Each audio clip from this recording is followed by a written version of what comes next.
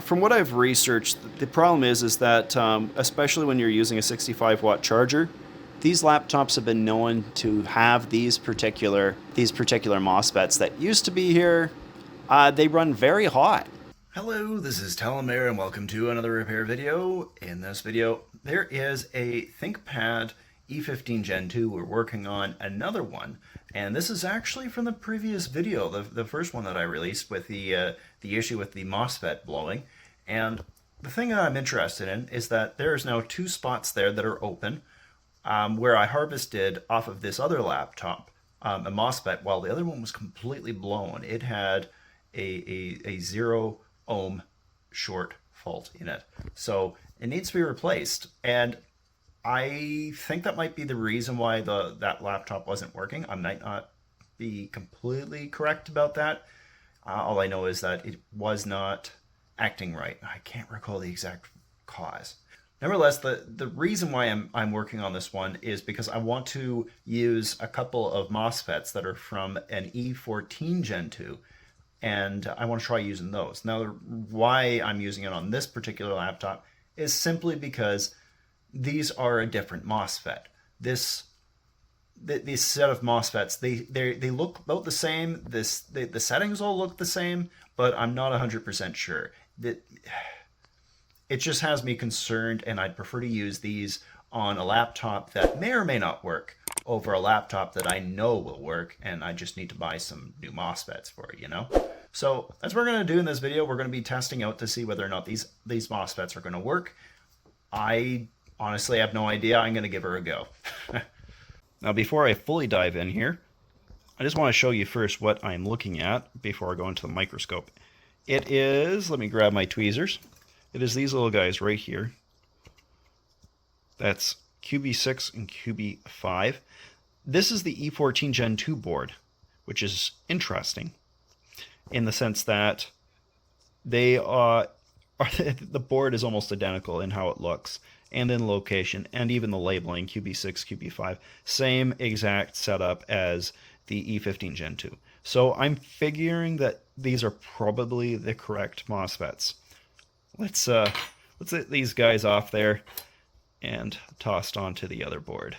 So I'm using probably slightly too hot of a heat for this. I'm using 410 degrees Celsius. You could probably do 390, but I just want to see if this works. I've got it at about 50% airspeed.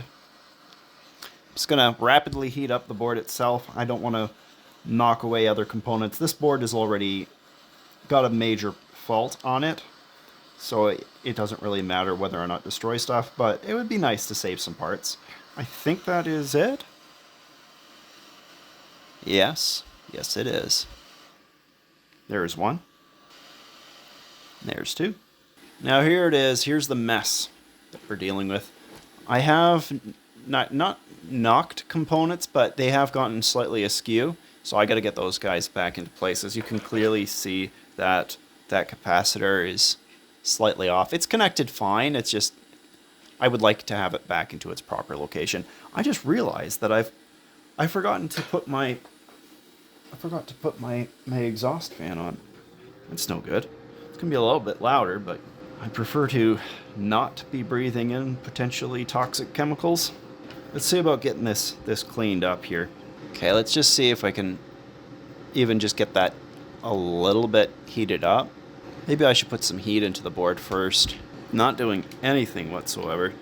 So from what I've researched, the problem is that especially when you're using a 65-watt charger, these laptops have been known to have these particular MOSFETs that used to be here. They run very hot, like really hot, surprisingly hot. And if you haven't done the BIOS update to get these looked after, it may actually be too late. Okay, that cleaned up very nicely. So my point here is simply that this is the guy that you need to replace. This is the spot needing to be replaced if you're dealing with that issue. I wonder if maybe it might be not a bad idea to get that old solder just cleaned off of there. It does just look a little bit suspicious. Let me get some heat into the board first. Could probably move that. Wouldn't be a bad idea. move that capacitor back into place while I'm at this.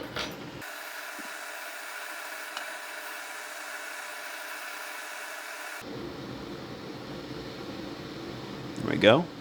What about this little guy here? There. And that should be liquid now. I think this should be hot enough. Flux, soldering iron, and a wick. This is a really tiny one. It's only a it says 1.5, what is it? No, not 1.5 meters. That is 1.5 millimeters thick. It doesn't look that, but that's what it's got labeled.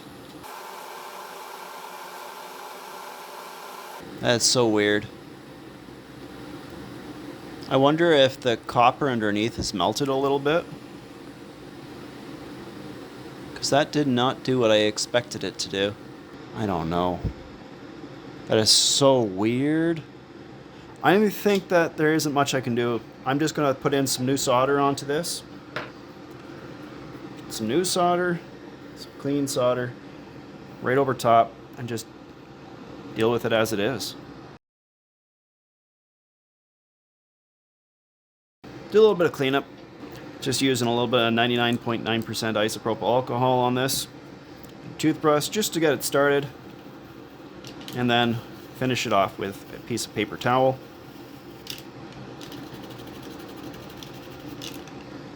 How's that look? Gonna toss a little bit of flux on these. And get the board up to heat first. I'm pretty much ready to put those replacement MOSFETs on. There we go, that's up to temperature. Good. Now let's toss on a little bit of flux onto these. Doesn't need to have a whole lot, just a little. I do find these really finicky to work with, which is quite frustrating. So if you look there, its bottom left corner is where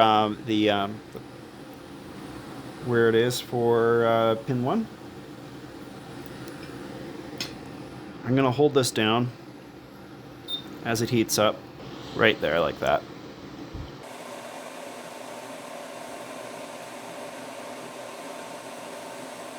Okay, that bit's done. Now I just gotta hold it down. I need to make sure that that connection is solid.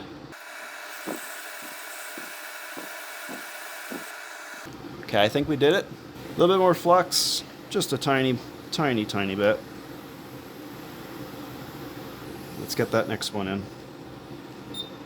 Way too shaky with my left hand at the moment.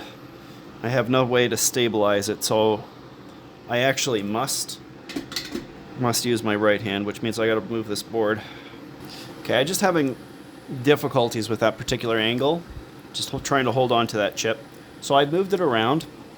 We're gonna give this another go and see if I can do it from this angle instead.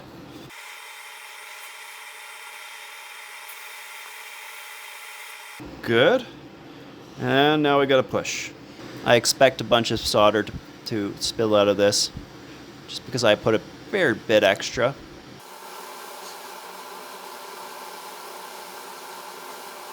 No? Alright. That's unexpected. Looks like we got it though. Give it a bit of a cleaning and then we'll just test and see if a chip from another board will actually work.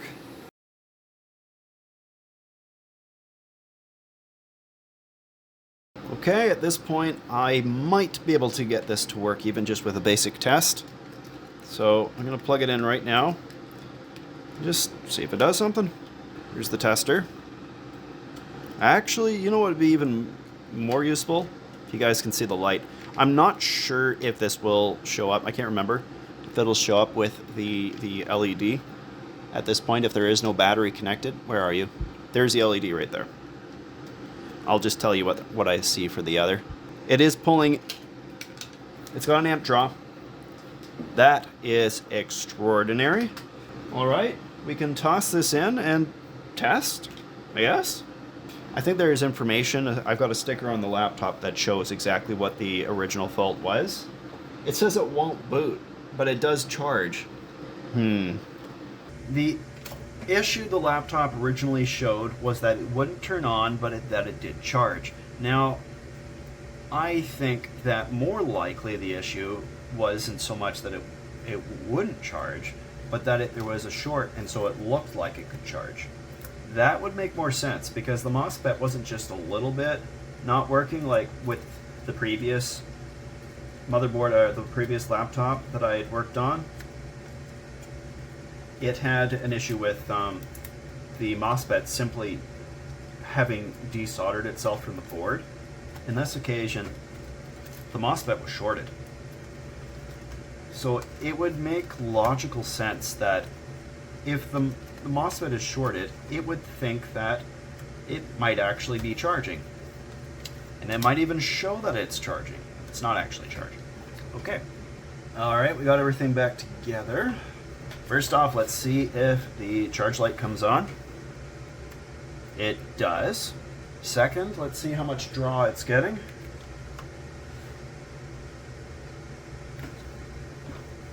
Good and healthy. The amp draw is good and healthy. It's showing at about 2.7 amps. And you guys missed it, but the laptop actually turned on. So that MOSFET was completely shorted out to the point where it was no longer willing. And it's not plugged in right now either. I'm pretty sure that battery that I plugged into it had some charge in it. And that was from previous testing on another device. So let's just get this plugged in. Lights on, good. Charge lights on, good. Let's hit escape. Let's get ourselves logged in. Oh, there's no hard drive. Now the problem with why this is such a big deal that there's no hard drive on it is simply because there's no way to do the update right now on this particular system. So I need to do that update. It's an absolute must. So yeah, I do want to get this one's BIOS updated, but clearly it is working now. It's turning on and it's doing exactly what it's supposed to be doing. So I'm going to reassemble this, and then tomorrow I'm going to go and put another SSD in. So there's another one done. Another one has been completed. So that was a lot faster than usual. I didn't expect to finish off that video so quick. So if you guys like the video, please do leave a like. And if you want to see more of my stuff, subscribe. We'll see you guys all in another video. Bye.